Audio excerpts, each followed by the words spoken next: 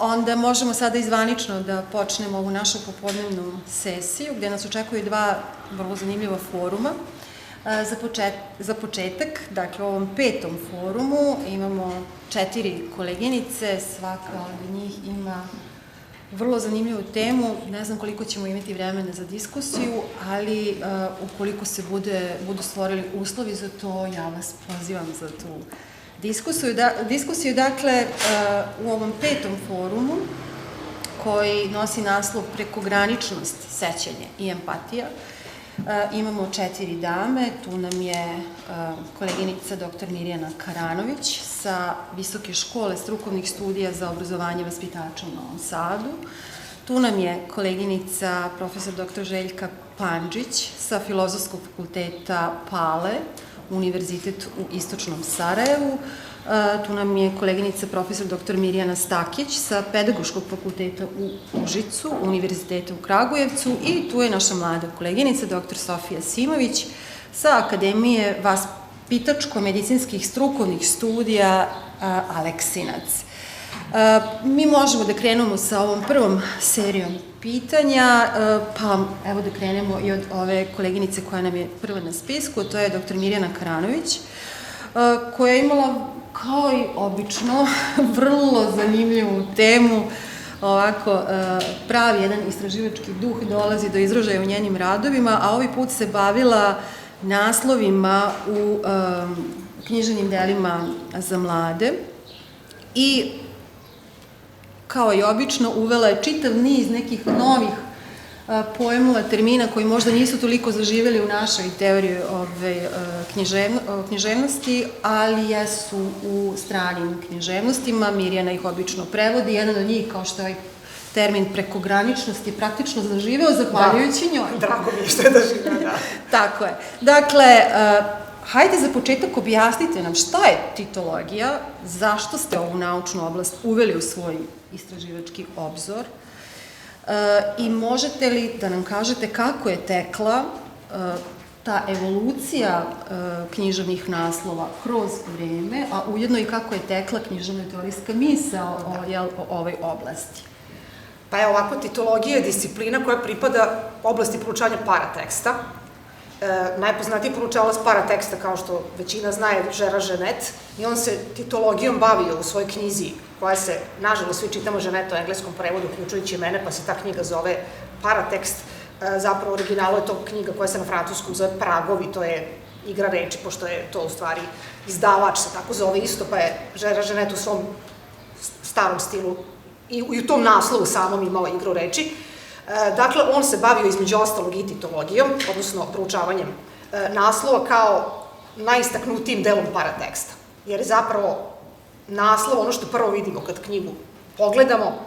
Jedan drugi proučavalac kog ću malo posle pomenuti, Giancarlo Majorino, koji je najpoznatiju monografiju napisao posvećenu titologiji, kaže da mi hteli ne hteli uvek pročitamo naslov. Znači, knjigu možda i ne pročitamo, ali naslov ćemo svakako pročitati.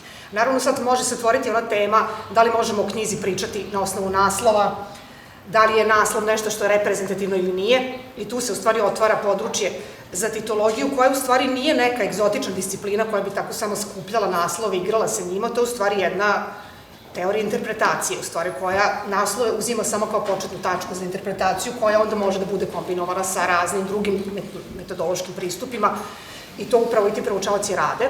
Sad, ja sam se tom temom bavila prvi put pre jedno 5 godina, tačnije 2026, eto, kad sam pisala rad koji je objavljen u detinjstvu 20. godine, bavila sam se naslovima Jovana Ljuštanovića. Kao što znate, svi znamo da je Jovan imao sjajne naslove svojih knjiga, tekstova, i tu sam se u stvari susrela sa titologijom i naravno, ta reč titologija kod nas nije zaživela, ni sada nije zaživela. Ja sam koristila ova 2 rada i ne znam da je neko drugi koristio taj termin titologije. To jeste prevod, ne toliko, ja ga ne doživljavam kao prevod sa engleskog, nego kao termin koji je nastao na osnovu latinskih, kovanica. Prema tome, to je jedan, po meni, legitiman način da se naziv discipline formira.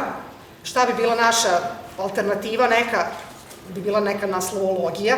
Ja sam taj termin našla u jednom hrvatskom tekstu na internetu ali ne baš kao predlog da treba tako da se zove disciplina, pominje se titologija, to je jedini tekst koji sam našla na internetu koji pominje titologiju kao disciplinu, pa onda malo onako kao malo ironično, jel te to bi bilo na hrvatskom naslovologija, znači taj autor nije toliko predlagao to, nego prosto preveo to malo šaljivo.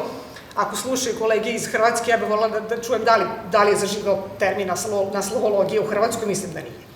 Dakle, titologija je, eto, jedna prečica da nekako zovemo tu disciplinu i da se razumemo o čemu se radi, znači disciplina koja proučava naslove. Što se tiče njegovog istorijata, malo ima radova koji se zaista bave samo naslovima. Obično se autori kad interpretiraju radove bave i naslovom, znači naslovi su obično delovi nekih širih tekstova koji se bave interpretacijom ovako. Što se tiče kovanice, odnosno postoji varijanta, francuska varijanta titroložije, mislim, to je isto. Ženet kaže da on misli, znači nije ni on siguran da je naziv skovao autor koji se zove Claude Dichet u jednom tekstu koji je 73. Znaš, znači to je dosta friško sve, 1973. u francuskom časopisu Književnost. Međutim, većina istraživača kad tražite kako je nastao termin titologija, pominje autora koji se zove Harry Levin, koji je 77. godine u isto jednom poznatom časopisu objavio članak naslov kao literarni žanr. I u stvari se, pošto je taj tekst poznatiji nego tekst Claude Dicheta, smatra, eto, začetnikom termina. Šta još reći o naslovima, osim da svi znamo da su naslovi nešto što je zaista važno za neko delo. Postoji mnoge podele naslova, ovde se, eto, neću baviti time, ali, evo, recimo, Ženet je delio naslove na tematske i rematske. Znači, tematski naslovi bi bili oni što Eko posle kaže, to su pošteni naslovi. Znači, to su oni naslovi koji se odnose na samu temu nekog dela, s tim da ona može biti shvaćena i doslovno, znači može biti prosto, može biti onomastički naslov, pa recimo delo nosi ime glavnog junaka, to je onako najpoštenija varijanta, najlakša, može biti metaforički pa da nosi neku metaforu u naslovu, međutim odnosi se na delo. Rematski naslovi po Ženetu bi bili naslovi koji se odnose na sam žanr, znači to je pesma o romanu, o tome i tome, to su rematski naslovi. Dalje možemo deliti te naslove na 1000 načina, oni mogu biti, kao što sam rekla, onomastički, znači nositi ime junaka, mogu biti toponomastički i nositi ime mesta, mogu biti alegorijski, metaforički, mogu biti varljivi, isto tako mogu biti ironični, parodijski, intertekstualni. Recimo Harry Levin, nego Giancarlo Majorino, autor koji je napisao knjigu koja se zove Prve stranice, bavio se recimo prevodnim naslovom, jednim od najčuvenijih prevodnih naslova istorije književnosti, to je Ulis, Joyceov, i njegov tekst se u stvari bavi time zašto je Joyce nazvao svoje delo Ulis, a ne Odisej. Mislim, interesantnije pitanje nego odgovor. Odgovor je vrlo komplikovan, odnosi se na tradiciju iz koje dolazi Joyce, tako dalje, latinski, grčki, tako dalje, ali hoću da kažem, da skratim celu priču, titologija delo je kao neka egzotična disciplina, to je u stvari jedna teorija tumačenja koja polazi od naslova. Eto, toliko. Sjajno, hvala vam. Koleginica Željka Pančić se opet, izvinjavam se, da li nam je tu koleginica? Tu sam. Čujete nas, odlično. Tu sam, čujem. Koleginica Željka Pančić se opet sa druge strane bavila jednim od najprisutnijih pisaca unutar našeg književnog i kulturnog prostora. Nije lako baviti se Ćopićem. Tema njenog rada je sjećanje kao sklonište, uloga teftera u formiranju hronotopa djetinjstva i zavičaja Branka Ćopića. Koliko je i kako je prisutnost ovog pojma detinjstva odredilo poziciju Branka Ćopića unutar srpske književnosti i može li se u tom kontekstu uporediti sa nekim drugim piscima naše književnosti? Hvala na pitanjima, prije svega dobar dan. Drago mi je što smo na bilo koji način zajedno, iako mi je žao što nisam zaista tamo prisutna, nekako se savjetovanje i na našem naučnom skupu, na našem fakultetu naučni skup nekako podese, pa onda moramo da prosto postanemo umjetnici ispunjavanja svih naših obaveza. Što se tiče samog bavljenja Ćopićem, zaista nije lako bilo, ali kada sam se bavila time pri izradi svoje doktorske disertacije, učinilo mi se da ima prostora za istraživanje tog fenomena zavičaja i djetinjstva, a to sam nekako iskustvo stekla u čitanju ovih romana koji nisu po žanru i po prirodi svojoj isključivo namijenjeni djeci, nego romanima kao za odrasle, što je kod Ćopića opet samo po sebi nešto o čemu se može polemisati. Branko Ćopić takav kakav jeste, ili pravilnije rečeno Ćopić, u srpskoj književnosti čini mi se i jeste zahvaljujući upravo tom hronotopu djetinjstva i zavičaja. I u stvaralaštvu za djecu i stvaralaštvu za odrasle, odnosno u kompletnom stvaralaštvu, istoriji srpske književnosti i poetici srpske književnosti. Što se tiče samog hronotopa djetinjstva i zavičaja, ja ih posmatram u okviru svojih istraživanja kao jedan cjelovit fenomen, da su oni nekako uzajamno povezani i različitim osobinama, vidjet ćemo i stilskim i njegovih tehničkih postupaka, objedinjeni. Što se tiče konkretnih odrednica djetinjstva i zavičaja, naravno kada govorimo o pojmu hronotopa, on je bahtinovski, govori se o jednom vremeprostoru, u konkretnom slučaju zavičaja Branka Ćopića to je Bosanska krajina, odnosno to su njegovi rodni Hašani, njegovo rodno selo, i sve se kreće zapravo u tom jednom geografskom prostoru. Što se tiče samog djetinjstva, to je ono najranije djetinjstvo, od kako dijete počinje da pamti do nekog polaska u školu, oivičeno svim fenomenima koji se vežu za kuću djeda Rada Ćopića, i to možemo pronaći, pa sigurna sam, u svakom njegovom dijelu u određenim okolnostima. Kada je u pitanju njegova povezanost sa nekim drugim piscima, u samom radu ja navodim sličnost sa Milošem Crnjanskim, odnosno po tom fenomenu prostora sreće, koji definitivno jeste hronotop djetinjstva i zavičaja u Brankovom Ćopićevom dijelu, a takav jeste prostor sreće definitivno prisutan i u dijelu samog Miloša Crnjanskog, naravno po onoj Džadžićevoj čuvenoj odrednici.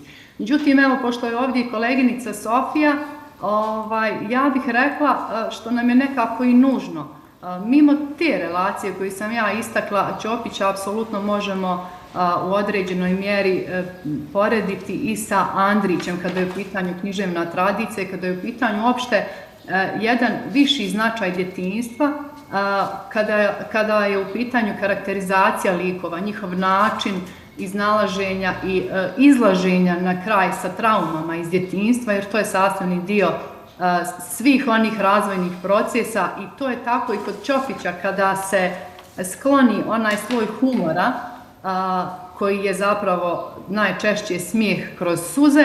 Kada se skloni taj sloj humora, onda vidimo koliko je to djetinjstvo egzistencijalno, vrlo duboko i složeno, i tu je negdje sličan sa samim Andrićem. Ako govorimo o konceptu čitavog savjetovanja, što se kaže u mom rodnom selu, treba ustati i spomenuti Jovana Jovanovića Zmaja, a samo djetinjstvo kao posvećenost koju on imao prema djeci, tako možemo da pronađemo kod Ćopića. Povezanost prirode i djetinjstva, identifikacija djece, uopšte likova sa prirodom, mogla bi biti svojstvena i slična sa Desankom Maksimović, i ono što sam nešto konkretnije u posljednje vrijeme istraživala, učinilo se vrlo sličnim, interesantnim za poređenje, a to nije spomenuto u ovome radu, jeste odnos prema Svetlani Velmar Janković. Dakle, ne postoji direktna veza između Branka Ćopića, njegovog stvaralaštva, i Svetlane Velmar Janković. Naravno, oni su poetički raznorodni pisci kada je u pitanju odnos tradicionalnog i modernog, ali zanimljiv način koliko utiče na formiranje slike svijeta djetinjstvo kod Ćopića, tako isto funkcioniše i kod Svetlane Velmar Janković. Ono što je posthumno objavljeni tefter, popularno nazvan 12.12.1939. uveče spis Branka Ćopića, i kako je on uticao na formiranje njegove slike svijeta u svim kasnijim dijelima. Na jednak način prozraci Svetlane Velmar Janković utiču na formiranje njene slike svijeta u svim kasnijim zapravo dijelima, a znamo da su i prozraci Svetlane Velmar Janković kao i tefter autobiografski uslovljeno djelo. Toliko, evo, za... Hvala vam za ovaj prvi krug, pa zaista vrlo složen fenomen, evo koliko godina već se sa raznih aspekata govori o detinjstvu, a nikako da ga, do kraja definišemo ili bar ga uvek definišemo na neki drugačiji način. I u tom daljem definisanju ovog pojma pridružit će nam se i koleginica Mirjana Stakić. Njena je tema bila između imaginacije i stvarnosti, uloga sanjara Iana McEwana u osnaživanju savremenog deteta. Mi smo u prethodnoj sesiji čuli nešto o i Z i alfa generaciji, međutim, vrlo je zanimljivo da ste vi jedini možda ponudili definiciju te alfa generacije, pa evo ja vas molim, pošto je tako rad i počinjete tim zanimljivim određenjima savremenog deteta, da nam kažete kako biste vi predstavili tu alfa generaciju, kakva i kolika je uloga medija u obrazovanju, odnosno oblikovanju, izvinjavam se, te generacije i možemo li sada, kad smo već dobro zakoračili u 21. vek, da naslutimo razmere tog uticaja? Hvala vam. Žela bih prvo da pozdravim sve prisutne. Da, ja sam se bavila i istraživala sam o alfa generaciji, mada moram reći odmah na početku da i sama terminologija kada je reč o generacijama nije ustaljena, pa neki ovu generaciju nazivaju ekranskom generacijom ili generacijom stakla. Takođe i vremenski rasponi od kada do kada se svrstavaju deca rođena u kom periodu u tu generaciju nisu ustaljeni, odnosno kod različitih autora ćemo naći različita određenja, ali uglavnom dominira da je to period od 2010. do 2024. godine. Što bi praktično značilo da u sadašnjem trenutku najstariji pripadnici te generacije imaju oko 16 godina. Kako će se zvati naredna? Zna li neko? Beta. Beta, je li tako? Ova je po prvom, u stvari već se zove. Dobro. Ova je po prvom slovu, znači grčkog alfabeta. I kako određuju tu generaciju? Određuje kao generaciju koja je u potpunosti uronjena u digitalnu tehnologiju, kao generaciju koja odrasta u svetu koji je vođen veštačkom inteligencijom. I meni je bilo interesantno dok sam juče, u stvari sam razgovarala sa koleginicom i ona mi ispričala, sad pravim malu digresiju, ali u kontekstu te generacije, da je gledala neki dokumentar, neki film, valjda kako sam razumela, da je neka devojčica u Japanu ili u Kini snimljena u autu, na staklu tog automobila je sleteo leptir. I ona je zapravo pomislila da je to ekran i napravila je pokrete rukama kao da želi da uveliča to, kao da je on sletao zapravo na telefon.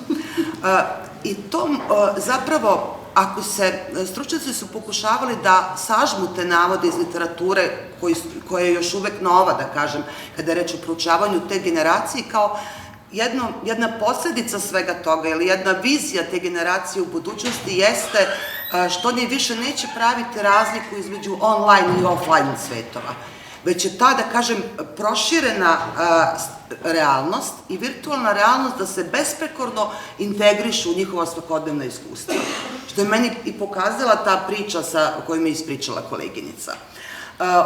Ta izloženost digitalnim medijima i ta izloženost, da kažem, društvenim mrežama na ranom uzrastu i tim nekim godinama koje su jako važne, formativnim godinama, ostavit će posledice i ostavlja posledice po formiranje njihove ličnosti.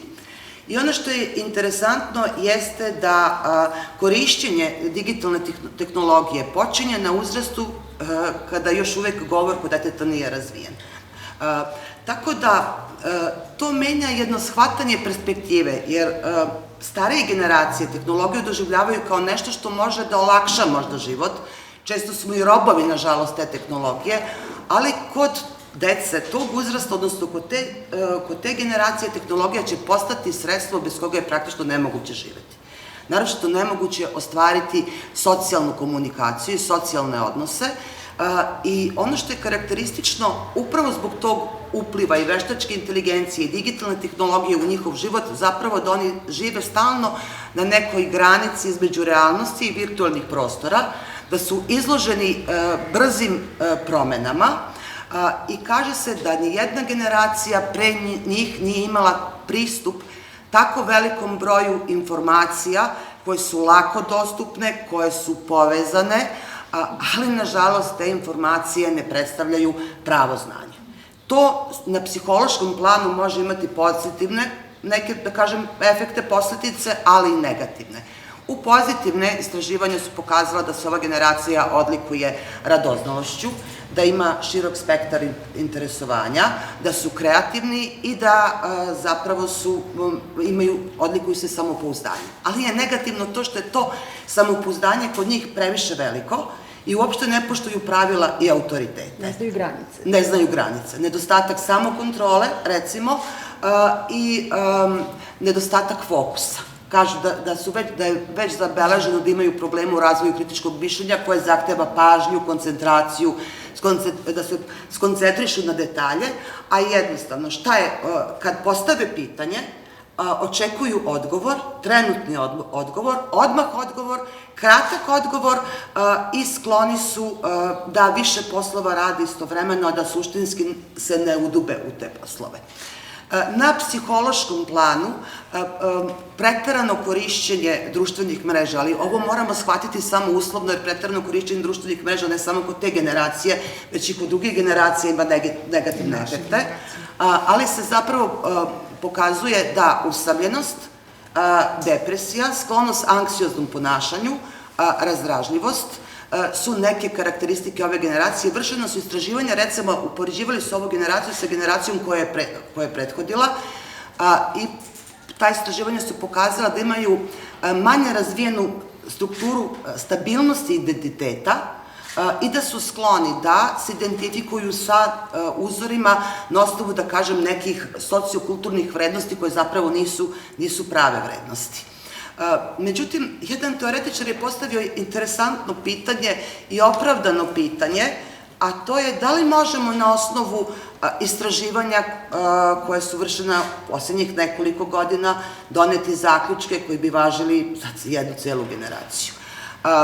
Međutim, ne ulazeći, da kažem, istinski, suštinski opravdanost tog pitanja, imamo opravdanosti u njemu, ali i ako ne donosimo zaključke, sami rezultati tih istraživanja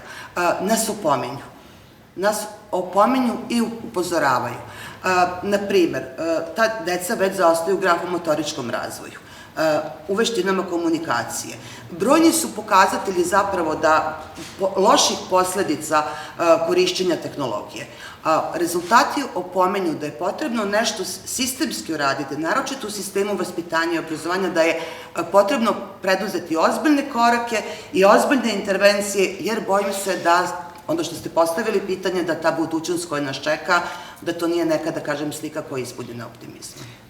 Opet, vrlo složena tema, pitanje je da li smo mi uopšte deo te budućnosti i da li treba da budemo deo te budućnosti. I da li se prepoznajemo je? Apsolutno, da. Koliko su senzibiliteti različiti, da li oni prosto imaju svoj svet, imaju prava na takav svet, zaista su važna, velika pitanja, ali hajde, vreme će pokazati. Koleginica Sofija Simović, s druge strane, ima jedan vrlo zanimljiv diskurs. Čini mi se da je malo pomerila granice u ovim tumačenju književnosti za decu. Ona se bavi svojom temom sa filozofskog i teološkog aspekta, a njena tema glasi od prirodne ka gnomičkoj volji, rana etička konstitucija na građi Andrićeve dece. Vi vrlo ovako ubedljivo objašnjavate taj pojam volje, pojam slobodne volje, pojam prirodne, gnomičke volje. Ja bih voljela da za početak samo da nam razjasnite ove pojmove, naročito zato što ćete o njima govoriti u funkciji razumevanja ovih Andrićevih pripovedaka, a vi ove pojmove posmatrate i sa filozofskog i sa teološkog stanovišta. Hvala na pitanju i na ukazanoj reči. Što se tiče volje, ona je od postanka filozofije do dana današnjeg i doba posthumanizma goruće pitanje i neodgovorivo i nepostavljivo na neki način. Ali ja pristupam tako što želim, zajedno sa, zapravo, prateći tradiciju ostalih mislilaca, da je pozicioniram na osi između uzroka i posledice. Dakle, da li je volja uzrok, da li je volja posledica, da li je volja samo zakonodavna, autonomna ili je volja prosto deo jedne navike, jednog mehanizma predestinacije, determinizma koji mi zapravo nismo ni svesni. Dakle, da li je opet, nadovezuje se sledeće pitanje, da li je volja pojedinačni akt odluke, jednokratni čin, ili je volja jedan sistem koga mi zapravo nismo ni svesni. I sa tim u vezi meni je jako bilo važno spona između tog filozofskog i teološkog diskursa i njegove primene i ilustracije Andrićevim delom i razumevanje dublje koje je književnošću omogućeno, jeste psihoanalitičko tumačenje, zato što je za mene pojam volje posmatra takođe važan i povezan sa pojmom želje. Jer u lakanovskoj psihoanalizi želja je ta koja je kao krug koji se nikad ne dovršava, već neprestano ide u novu spiralu. Tako je za mene volja, koliko god mi želeli da je predstavimo kao nešto što je isključivo naše i vezano za sopstvo i za ja, a ne za svet i druge. Dakle, sama ta njena uslovljenost i nedovoljnost njene nužnosti nas tera da upravo te odluke ponovo donosimo i preispitujemo. I tako da je za mene suština i priroda volje se mogu svesti u to, to jest ja sam priklonjena toj struji koja kaže da je volja dispozicionalna. Dakle, da je to kao svevrsna tendencija, svevrstan tok reke koji nas vodi, ali uvek iz njega, uvek njemu možemo da se odupremo. Sada nisam pomenula Lakan i psihoanalizu slučajno, jer u jednom trenutku Lakan govori, citirajući mesto iz Biblije, iz Svetog pisma, kaže da, citira ono paulinsko mesto gde se kaže, gde se umnoži zakon, umnoži se i greh. Odnosno, kada imamo granicu, imamo i prekograničnost, odnosno možemo da dođemo u prostor te nezavršive želje, ali on samo kaže da ne treba da se razume tako, gde se umnoži zakon, umnoži se i greh, nego gde se umnoži zakon, umnoži se i želja. Ja tako mislim, gde se umnoži zakon, umnoži se i volja. I onda mi je to uvelo u teološki diskurs, a mislim da je ova razlika među prirodne i gnomičke volje vrlo svrsishodna, dakle nije neki, to je razlog kako sam došla u teološke vode, zato što po Maksimu Ispovedniku prirodna volja je ontološka struktura ljudskog bića i njegova urođena težnja ka dobru. Dakle, to je moja omiljena metafora iz predškolske pedagogije, da mi ne možemo ovaj svet da živimo, da je ovaj svet kao slagalica koju slažemo i da ne možemo da je složimo koliko nemamo sliku na kutiji. Sada za Maksima Ispovednika ti savršeni svet, božanski svet po Božjoj, po obličju i liku Božijem, jeste ta slagalica i svaka naša odluka, dakle, kada potvrđujemo Božju volju, mi sprovodimo svoju prirodnu volju toga da smo sinovi Božji i na taj način ispunjavamo i volju Božju koja je istovremeno naša. Znači, ako se naša volja poklopa sa Božjom, to je, da kažem, prirodna volja i taj viši modalitet volje. A niži modus, iako od Maksima Ispovednika gnomička volja, kao neki, što bi rekao jedan moj omiljeni pesnik, Milosav Tešić, zaperak smisla, kao senka te, dakle, ne potpuno ravnopravna opozicija prirodnoj, nego samo jedan način njenog postojanja koji je nužna posledica toga što smo u palom svetu, dakle nakon grehopada, nakon Adama i Eve i ta mogućnost da se pogreši, ta odgovornost koja je došla sa slobodnom voljom, to upravo čini gnomičku volju i onda ulazimo u prostor istorije, psihologije i uticaja društva, o čemu ću govoriti malo kasnije. Sjajno, hvala vam za ovaj uvodni deo, a sada da se vratimo naslovima, odnosno titologiji, pa da pitamo našu koleginicu Mirjanu gde ona vidi razliku, odnosno da li uopšte ima razlike među naslovima književnih dela za decu u odnosu na onu drugu književnost, odnosno kakav je slučaj sa onom prekograničnom književnosti gde se ona tu uklapa? Da, pa razlike ima, ali ajde ne idemo odmah ovako direktno. Prvo, eto, pomenula bih kako jedan autor, interesantna jedna opaska, autor se zove Donald Sutherland, ali nije glumac, pisao knjigu o romantizmu i ima tu jedna, mislim, ne bavi se naslovima, Bog zna koliko, ali jedna interesantna opaska koju posle citira Giancarlo Majorino, kaže taj Sutherland da bi se mogla napisati interesantna istorija književnosti korišćenjem samo naslova, što je zaista interesantno. Takva istorija još uvek ne postoji ni istorija naslova književnosti za decu, ali kad bi postojala, pokazala bi mnogo što u stvari, pokazala bi razvoj naslova u stvari, pokazala bi razlike između književnosti za odrasle i književnosti za decu. Sad, književnosti za odrasle ne možemo se baviti, kratko je vreme, ali što se tiče književnosti za decu, ja sam uzela za ovaj rad ajde kažem, jedan korpus naslova iz jedne bibliografije koja je izdata. Odnosi se samo na prozu u srpskoj književnosti za decu, znači samo to je bio moj korpus, ali mislim da je reprezentativan pošto ima zaista mnogo dela obuhvaćenih, pa pretpostavljam da bi nešto slično bilo dokazano i na nekom drugom uzorku. Dakle, šta je? Prvo, jedna zajednička stvar, naslovi nisu, mislim, književnosti za decu, književnosti za odrasle, naslovi nisu od uvek postojali. Dela nisu od uvek imala naslove, kao što znamo, stari tekstovi nisu imali naslove, ti su naslovi dati kasnije. Neki od njih su postali, eto, uzimamo ih zdravo za gotovo, ali zaista nisu. Evo da pomenem samo koleginica već u filozofskim vodama, pa da pomenem naslov Aristotelove metafizike, koja danas znači ono što znači, ali to je prosto bila knjiga koja je stajala fizički, kad su ti spisi spašeni posle mnogo vremena, one stajale iza fizike, znači to je metafizika, mislim, i kasnije taj u stvari predlog koji je bio prostorni predlog postao u stvari nešto mnogo više. Tu ću završiti sa svojim ekskursom. Da se vratim na književnost za decu. Na samom početku, recimo naše književnosti za decu, to su ta neka stara dela iz 19. veka, imamo naslove koji su manje više namenjeni odraslima. To su recimo, evo, ja sam se dovezala na autora jednog nemačkog koji je Eversa, koji je napisao jednu interesantnu knjigu koja nije posvećena naslovima, ali se između ostalog naslova bavi. On pominja neke nemačke naslove, jako dugačke, prijatelj dece, ovo ono. Kod nas postoji recimo naslov sličan, kaže Dečija lira, pa onda zbirka pesama za pevanje u školi kod kuće, pribrao Svetozar Arsenijević 1883. To nije naslov koji je namenjen deci, to je naslov namenjen odraslom koji će birati pesme, čitati i tako dalje. Vremenom, naravno, naslovi postaju prilagođeni detetu, znači današnji naslovi su namenjeni detetu. Šta je namenjeno odraslom? Oni blurbovi nazad, ono kad piše kome je knjiga namenjena, to deca ne čitaju, to je otprilike naslednik tih naslova koji su bili u stvari, ajde da kažem, rematski, kako bi rekao Ženet.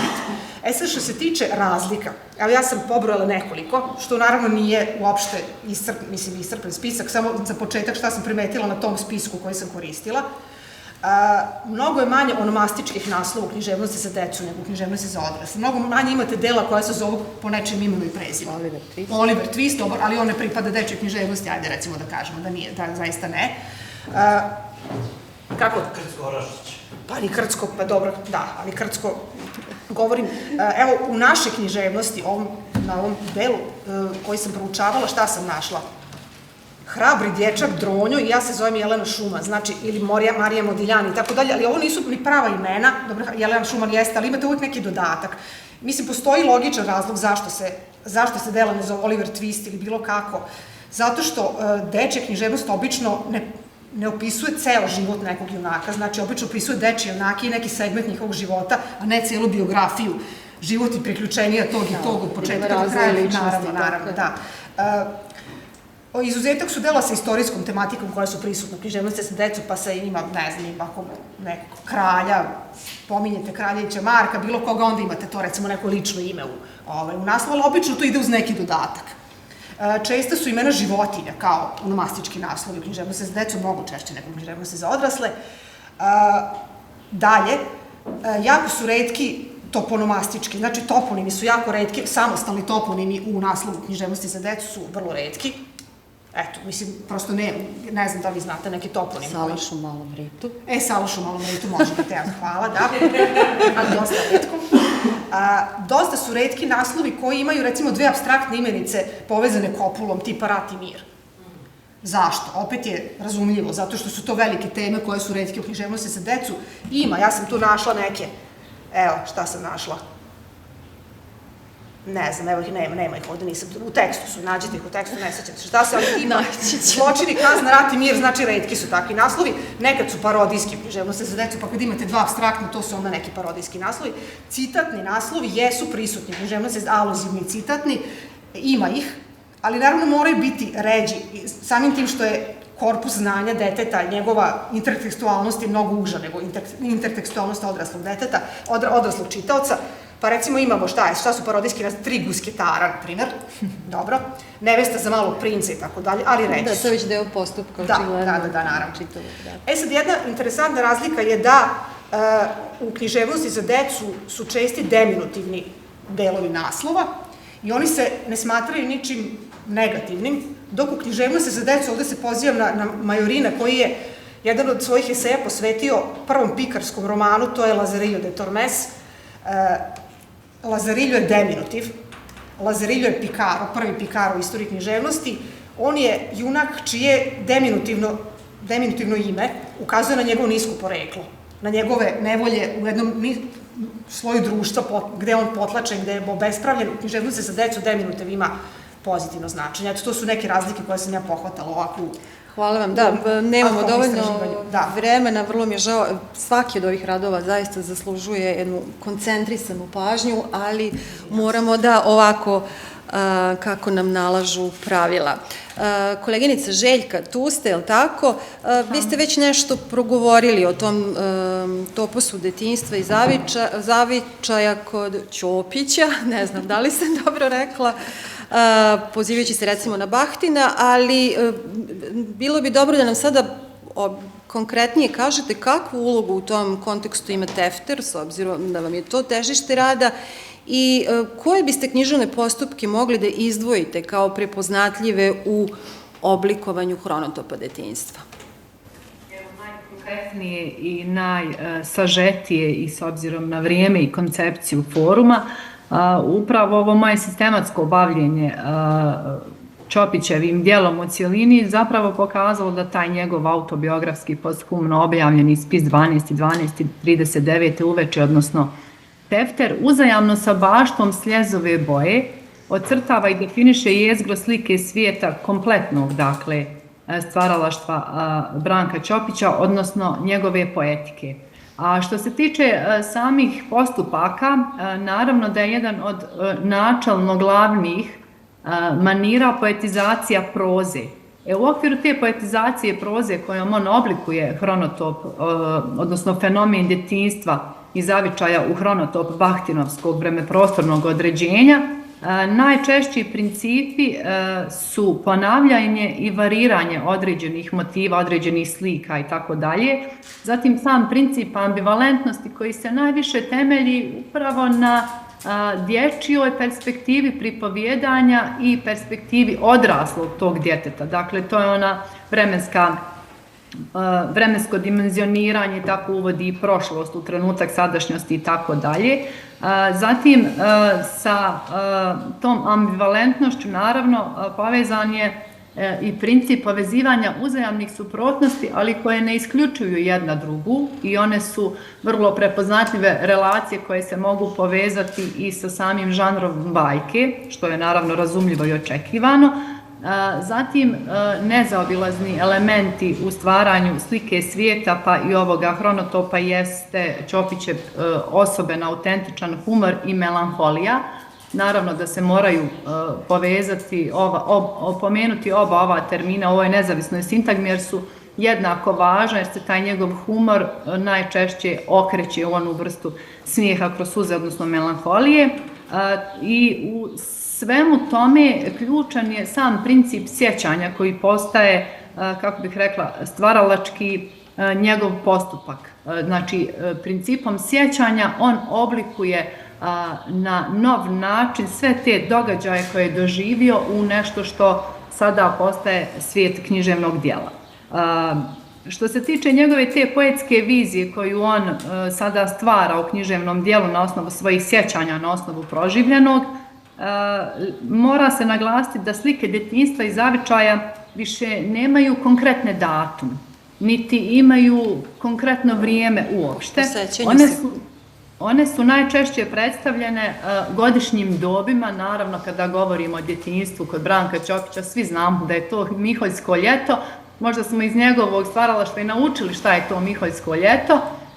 I što je izuzetno važno, to je uvijek zlatna jesen. Evo, kad govorimo o samom principu variranja i ponavljanja, ta zlatna jesen na različite nijanse i načine se ponavlja u čitavom njegovom dijelu na osnovu ove slike ukrštene baštom i Tefterom, jer on tako postiže svojevrstan, kako bih rekla, arhetip zemaljskog raja, koji je prelomljen i kroz narodnu tradiciju, isključivo putem međusobnih porodičnih odnosa, karakteristike samog njegovog zavičaja, običaja i obreda, tako dalje, ali i pravoslavne duhovnosti.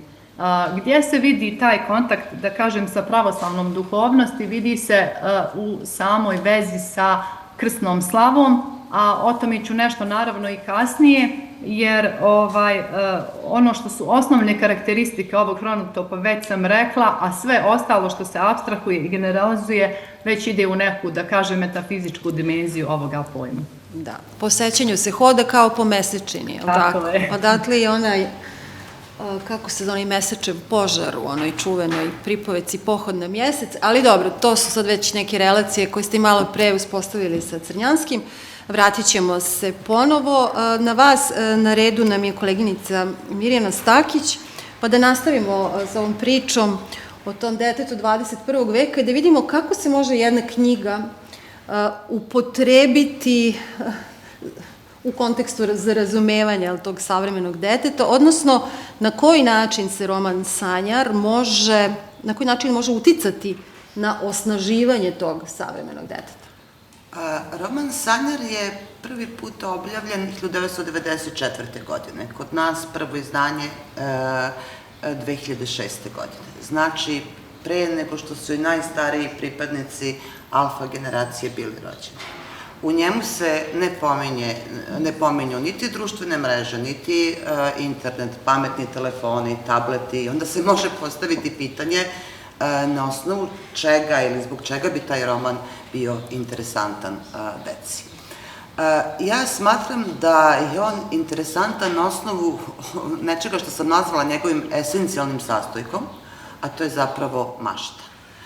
I u pogovoru romana sam autor određuje maštu kao osnovnu temu i kaže da se nada da će svako, zahvaljujući njoj, pronaći u tom romanu svoj lični udeo. A sam roman počinje rečenicom iz Ovidijevih metamorfoza, gde kaže: rad sam da govorim o telima preobraženim u druge oblike. Zbog čega je mašta taj, da kažem, važan sastojak? Zato što i savremeno dete, bez obzira što je izloženo digitalnim medijima, digitalnoj tehnologiji, mašta je sastavni deo i njegovog života. I na samom početku roman se sastoji iz 7 glava i uvodnog poglavlja. To uvodno poglavlje se zove Reč dve o Piteru i dobro je što se ono izučava, obrađuje u osnovnoj školi u 3. razredu kao odlomak, jer može zainteresovati učenike da pročitaju roman u celini. Tu se učenik upoznaje, odnosno dete upoznaje sa glavnim junakom i tu je jedno zanimljivo određenje gde posredstvom pripovedanja u 3. licu mi saznajemo da su odrasli odredili Pitera kao teško dete. I tu ta leksema teško dete nema za cilj da pokaže leksičko nerazumevanje koje postoji između sveta odraslih i sveta dece, jer Piter tu leksemu ne doživljava bukvalno, već da jednostavno pokaže da su ga tako odredili zbog toga što nisu imali razumevanja za njegovo ponašanje.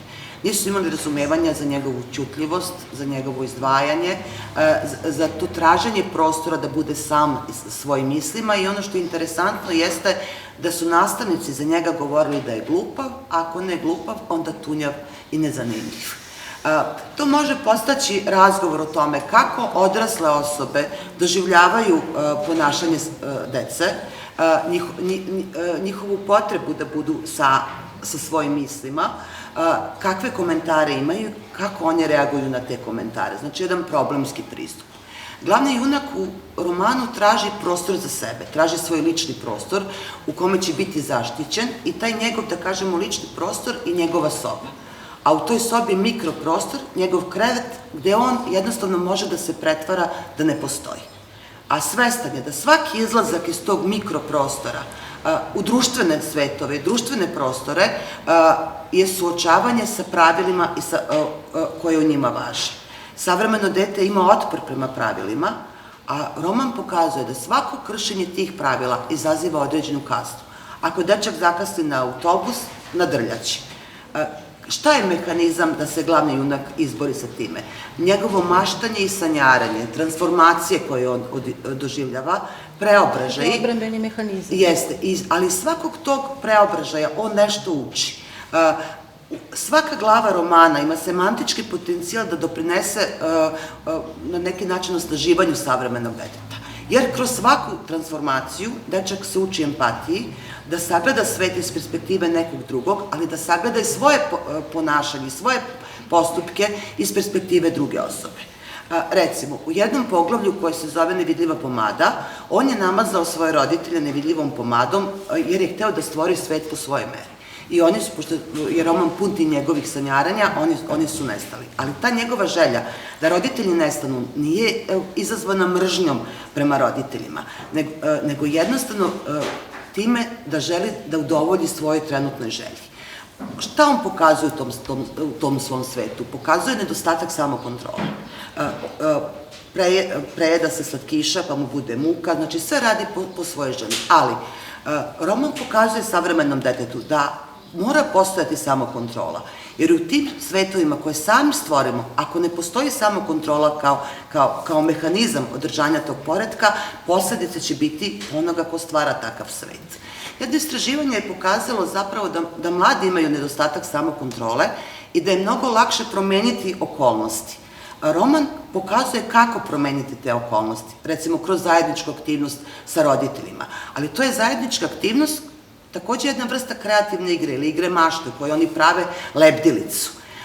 I to može biti podsticaj detetu da, recimo, uključi svoje roditelje u neko svoje maštanje, u neku svoju igru, da zapravo pridobije roditelje na svoju stranu. Tako da zaista svaka glava romana pruža semantički potencijal da se radi na osnaživanju savremenog deteta. Zahvaljujem. Dakle, maštanje i samokontrola su ključne reči u ovom trenutku. Sofija, da se mi vratimo Andrićevoj deci, na koji način se u Andrićevom narativu prikazuje proces oblikovanja identiteta kroz kategorije volje, dakle ono čim se vi bavite, i kako se stvara uslov za to etičko konstituisanje likova? Ovde je bilo reč o naslovima, tako da ću se ja vratiti na svoj naslov, odnosno osvrnuti. Ključna reč u ovoj sintagmi jeste rana etička konstitucija i tu dolazimo do spone sa voljom, odnosno ako smatramo da je volja dispozicionalna, odnosno da je već negde utrasirana, pa na osnovu tih izbora mi imamo mogućnost da donesemo odluku, onda je važno što posmatramo detinjstvo. Zašto je rana etička konstitucija? Zato što deca, a naročito Andrić kao vrhunski, neko ko je vrhunski prikazao sliku sveta i uopšte čoveka, deca nisu završeni racionalni i moralni subjekti. Oni nemaju ni kognitivne, ni druge, što je normalno u svom razvoju, nemaju sposobnosti da donesu odluku koju bismo mogli da svrstamo pod onaj najviši pojam slobodne volje, a ipak čine neke, ipak donose neke odluke koje se mogu svrstati u etički problematične, ispravne, neispravne. Dakle, i zato je rana etička konstitucija. Oni su već njihov put je, opet što smo pomenuli, istorijom, psihologijom i pritiskom društva, nasiljem, traumama kojima su izloženi, zapravo već utrasiran. I samo ću jedan primer pomenuti iz teksta, dakle, kada dečak odbija da, najpoznatija pripovetka, kada dečak odbija da učestvuje u nasilju nad jevrejskom decom, on to ne čini kao, on to ne donosi kao svesnu odluku ala Antigona iza koje stoji celinom svoga bitka, nego on kaže, ovo parafraziram, komadi mog razrušenog detinjstva su bili pod mojim nogama i pokazuje onu pesimističnu Andrićevsku sliku sveta, da je čovek uvek u dvogubom gubitku. Tako da bih time završila, bila vrlo koncizna. Hvala vam, vrlo ste bili koncizni. Hvala vam što nam ide u prilog to vreme koje ste upotrebili za ovo sadašnje izlaganje i da završimo sa ovim krugom pitanja za ovaj forum. Mirjana, kakav je status reči detinjstvo u naslovima i u vezi sa naslovima književnih dela? Kako tumačite enigmatske naslove? Koliko je po vama uopšte opravdano to zagonetanje, po znacima navoda, u naslovima književnosti za decu i mlade? Jasno. Ja ću probati da budem što kraće, pošto smo stvarno Pa dobro, imamo i 4 sagovornika, naravno, nismo ni mogli očekivati da ćemo brzo završiti, a sva su izlaganja zanimljiva. Da. Da, evo ovako, ja sam se, mislim, centralna tema ovog teksta su prekogranični naslovi zapravo. Ja sam pokušala da nađem neke naslove koji su prekogranični i da pronađem šta je to u njima što je prekogranično i šta opravdava njihov status, da li su samo naslovi, prekogranični su samo dela. Pa sam te naslove podelila u dve grupe. Jedna grupa su naslovi koji koriste reč detinjstvo. To je vaše prvo pitanje. Ja sam ovde pošla, u stvari šta me inspirisalo, jedna rečenica Vladimira Milarića koji je rekao da deca ne upotrebljavaju reč detinjstvo. I to je, ako hoćete, tačno. Deca nemaju odnos prema detinjstvu. Deca govore o sebi kao deci, mislim, okej. Oni ga žive. Oni ga žive, naravno, deca ne žele da ostanu u detinjstvu, deca žele da porastu. Druga stvar, deca nisu nostalgična, to kaže i Svetlana Bojim u svojoj knjizi čuvene o udrusi nostalgije. Nostalgični su odrasli koji pišu o deci. Znači, čim imate nekako to detinjstvo, meni je to bi indikator. Ako imate detinjstvo u naslovu, to je neki glas odraslog, to je već neka perspektiva prekogranična. Ja sam u tekstu analizirala Bosonovo detinjstvo Ćopićevo, evo, opet smo kod Ćopića, da, jeste. I naravno, sam sadržaj tih pripovedaka, sam njihov sadržaj ukazuje i na druge aspekte prekograničnosti u kojima nećemo sad, pošto će biti dugo, ali ja sam pokušala neke ključne momente u tekstu da sumiram, ali definitivno to jeste. Naslovi se u koji imaju detinjstvo u sebi, u suštini pokazuju poziciju odrasla koji rekapitulira svoje detinjstvo, odnosno pokazuju svoju distancu prema tom svetu deteta. Druga vrsta naslova koju sam analizirala su bili zagonetni naslovi, znači naslovi za koje mi je jasno što se tako zovu. To ako ste profesor negde, pitate neke studente ili neke učenike što se ovaj roman tako zove, vas gledaju čudno. Primeri koje sam analizirala su Bioskop Kutije Šibica i još jedan naslov koji ću ostaviti za kraj, pošto je poslastica, ali mogla sam isto tako analizirati Orlove rano lete, mislim, koji isto tako, u stvari, nije sasvim pošten naslov, da kažem, ekovski. Ti orlovi se ne pojavljuju kao zaista orlovi, to je jedna slika, ako se sećate. Metafora, da. Metafora, jedna i bukvalni orlovi se pojavljuju u jednoj slici, kad dečak okači sliku orla i kaže orlovi će ponovo leteti, ne kaže čak ni rano. Znači, u suštini morate vi neki napor uložiti, to je napor, naravno, koji dete može da uloži. Bioskop Kutije Šibica je možda malo zagonetni primer, ali ono što ste pitali koliko su opravdani naslovi, evo, pomenut ću samo ovaj poslednji naslov, koji je zaista zagonetan, to je naslov romana Vesne Ćorović-Butrić Ostaviti kod ruže. Sva literatura, mislim, svi tekstovi koji su pisani o tom romanu, ili zaobilaze naslov, onako prosto kažu da je on zagonetan, uopšte ga ne tumače. Ja sam slučajno naišla na rešenje, bukvalno zagonetke, onako nekim detektivskim putem. Ruža je pisano velikim slovom. To se vidi u impresumu knjige gde nije sve caps lockom, nego je ruža velikim slovom. Ruže nikakve nema u tom romanu. Međutim, nema u romanu, ima u paratekstu. Kada otvorite ovako impresum knjige, ovako nazad piše, ne znam, marketing, Ruža Vojvodić, neka žena. Ja shvatim da li je moguće da se radi o tome, da je autorka bila inspirisana time da su autorima su rekli ostaviti kod Ruže tekstove za štampu. Dakle, to je imperativ. Da, ostaviti kod Ruže. Njoj se dopao taj naslov, ja sam posle potvrdila, ovo mi je Jovan Juštanović potvrdio, pošto je bio prisutan, zaista se to desilo. Roman ima podnaslov, zove se Usamljeni roman i to jeste neka tematika tog romana, radi se o nekoj usamljenoj deci i tako dalje, ali autorka je prosto iz svog hira tu rečenicu ostaviti kod Ruže uzela za naslov romana i ostavila nas u dilemi. Da li je to opravdano? Mislim, ovo ne mogu ni odrasle čitaoci, kako da kažem, koliko je opravdano za decu, toliko i za odrasle. Jeste hir, roman jeste prekograničan, na što ukazuju neki njegovi drugi elementi, ali, eto, prosto. Hvala. Da li su zagonetke opravdane? Jesu. Da. I za decu i za odrasle. Da. Hvala vam na ovome i sada se zapravo odgovaramo, u vašem pitanju je bila sadržana ta reč detinjstvo, a zapravo će nam sve sada koleginice iz svoje perspektive, iz perspektive svojih radova zapravo odgovarati na jedno te isto pitanje. Da krenemo od Željke. Dakle, kakva je sprega geografskog i metafizičkog detinjstva? Nešto ste o tome već i govorili, ali možda je sad i ključnije da nam kažete zašto su po vama pojmovi sećanje, imaginacija, sanjaranje toliko blizu pojma detinjstva? Evo, već sam pomenula kako je oslikan taj hronotop detinjstva iz zavičaja Ćopićevog djela, međutim treba naglasiti da je ta slika centralizovana porodičnom kućom, odnosno ognjištem i vrlo zanimljivo specifičnim likovima, najčešće majkom ili nekim starcima koji su savjetodavci i takozvanim stajaćim tipovima kao što je, na primjer, lik djeda Rada Ćopića ili dječaka, baje i tako dalje. Vrlo je zanimljivo što se prema civilizacijskom zapravo fenomenu i toposu antičkom dijete starac ogleda u tom odnosu između staraca, dobrih staraca i zanesenih dječaka koji zapravo teže pomirenju i to je tako prikazano u Ćopićevoj slici djetinjstva.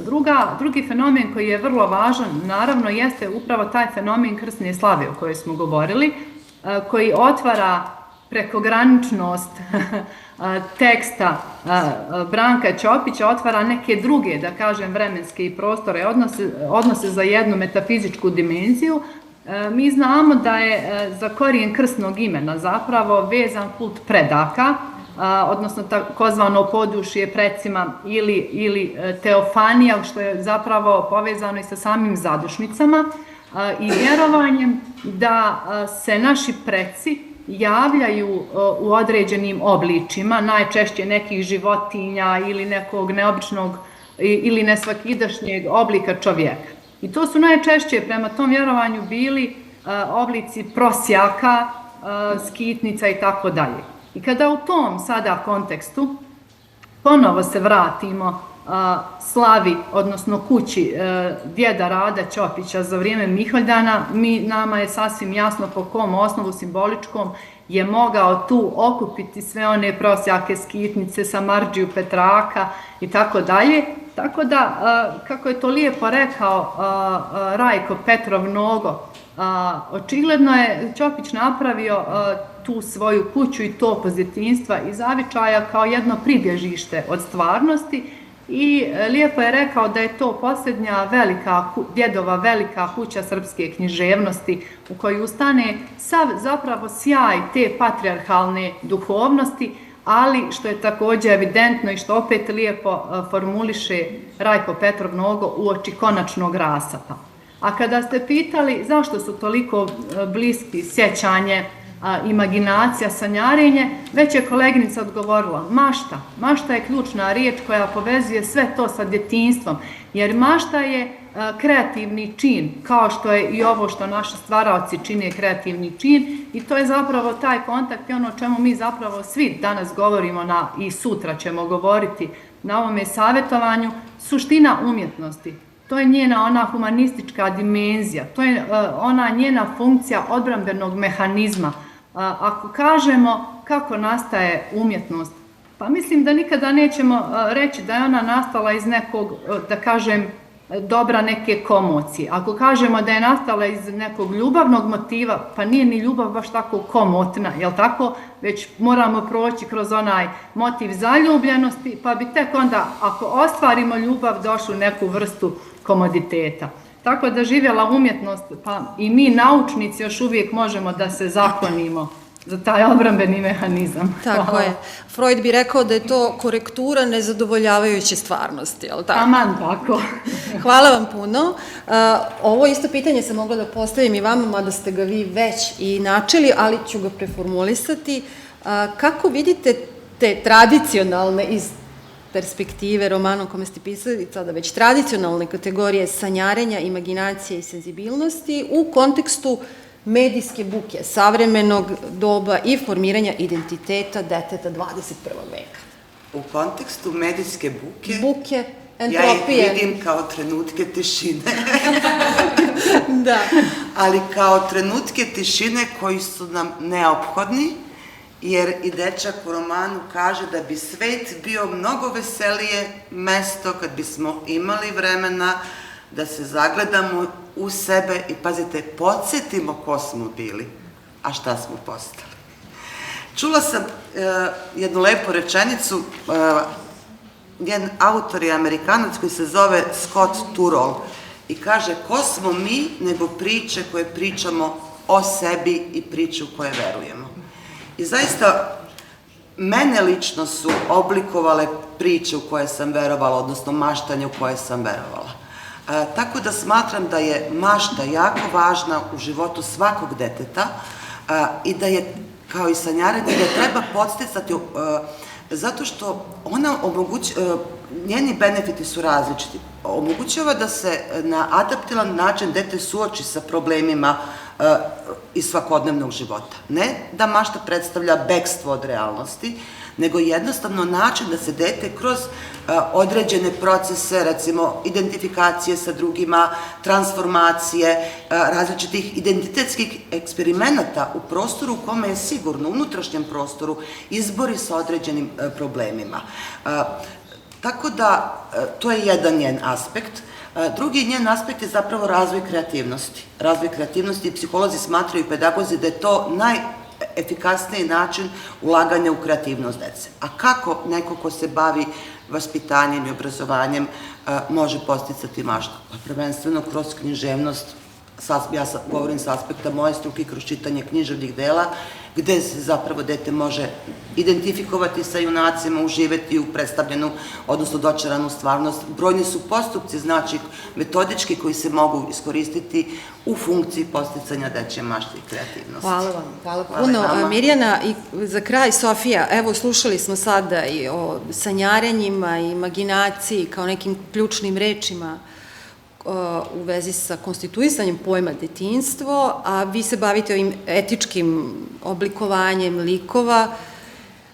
I samo nam recite za kraj, recite nam nešto o tim tamnim stranama detinjstva, koji su u Andrićevim pripovetkama i tekako vidljivi, i kako treba da ih razumemo. A govorimo kroz kategorije volje, slobodne volje, gnomičke volje. Evo, koleginica profesorka je pričala upravo o priči i pričanju, odnosno o načinu na koji konstituišemo identitet kroz priče, i onda baš mislim da se savršeno dovezuje Andrić kao neko ko je tome najviše doprinosa dao. Vratit ćemo se samo malo na teologiju, jer eto, to je jedna od niti u mom radu, ako su deca angelolika, ako je njihovo carstvo nebesko, ako treba da se transformišemo, odnosno da postanemo kao oni da bismo ga zaslužili, onda je Andrićev prikaz upliva odraslosti u detinjstvo zapravo prikaz gubitka raja i jedna antropološki pesimistična slika. Freud je govorio da mi ponavljamo jer potiskujemo, jer nismo obradili traumu i suočili se sa njom. A Deleuze obraća i kaže, ne, mi potiskujemo jer ponavljamo. Ponavljanje je primordijalnije i sklonskije od potiskivanja i sa tim u vezi važno je što Andrić prikazuje upravo u tom transformativnom procesu prelaska iz detinjskog u odraslo doba, prikazuje kako se zapravo produžava lanac zla. I opet bih to dovela na kraju, dakle to je jedna široka antropološka slika, ali opet baš zbog izbora atributa tamne strane detinjstva dovela bih u vezu i sa Andrićevom tamnom prugom, odnosno sa ovim našim prostorima na kojima, kao što kaže Andrić, sve je moguće. Hvala vam najlepše. Sofija, vrlo inspirativne teme. Evo ja otvaram prostora za neku moguću sugerišem kratku raspravu.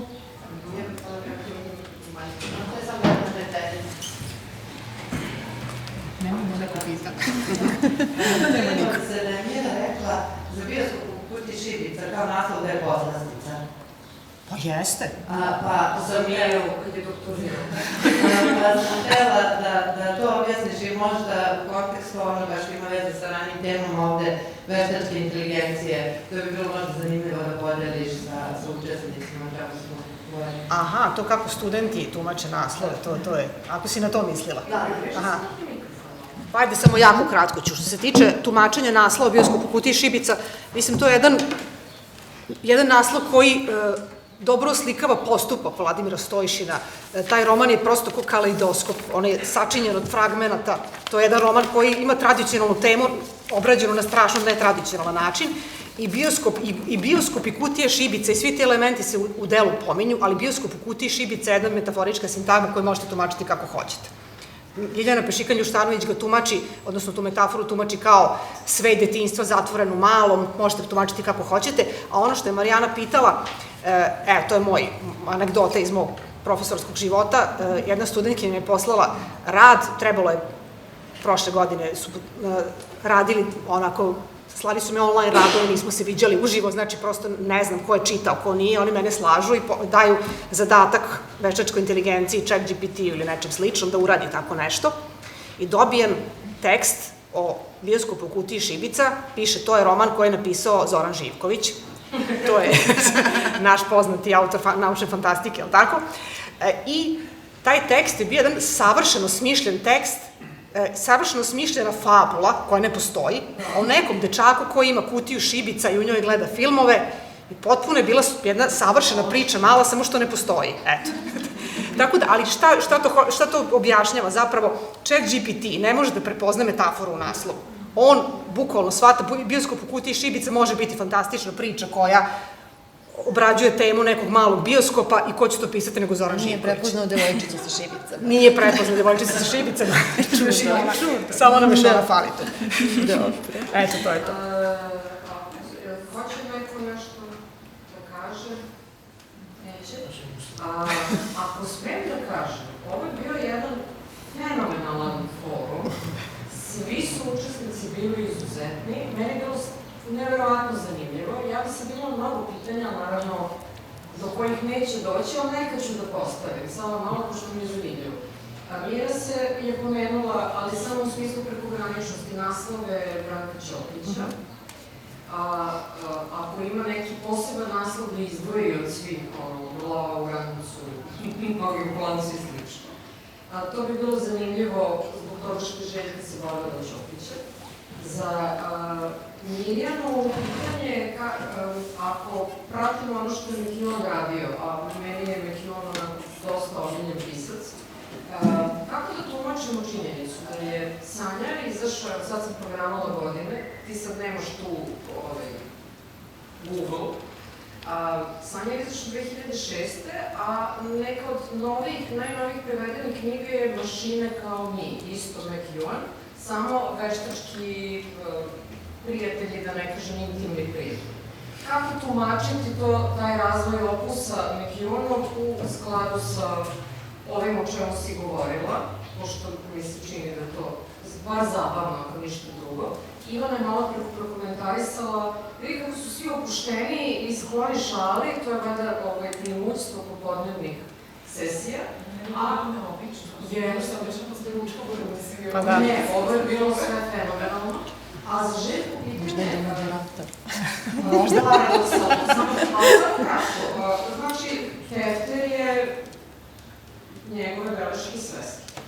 Da li se može reći da se tim Hefterom dodatno problematizuje ili relativizuje naša slika, to je Ćopićeva slika detinjstva? Da li je ona neka vrsta fikcije? Eto to. I ništa pohvale za...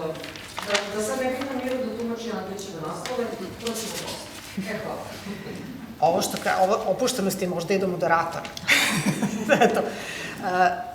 Da odgovorim neodređeno, sasvim mnogi Ćopićevi naslovi jesu prekogranični. Ja sam se ovde ograničila na Bosonogo detinjstvo i naslove unutar te knjige, tako? Znači, pojedinačni naslovi svakako jesu nešto, ali recimo svi naslovi iz Bašte Sljezove boje bi odgovarali to prekogranično, to je baš onako prekogranična knjiga par excellence. Tako da svi naslovi iz Bašte Sljezove boje svakako, eto. Predajem mikrofon.